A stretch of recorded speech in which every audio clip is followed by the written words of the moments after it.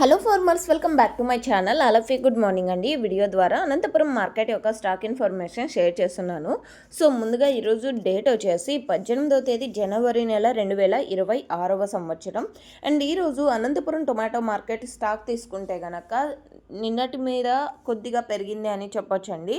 Same అనే చెప్పొచ్చు అది కూడా. అండ్ ఓకే ఫ్రెండ్స్, ఇక ఈరోజు వచ్చేసి అనంతపురం టోటల్ టమాటా స్టాక్ 1,23,000 ప్లస్ బాక్సెస్ వచ్చిందండి.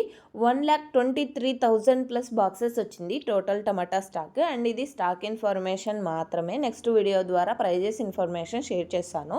అండ్ అనంతపురంలో కేవలం 15 కేజీల బాక్సెస్ మాత్రమే ఉంటాయి.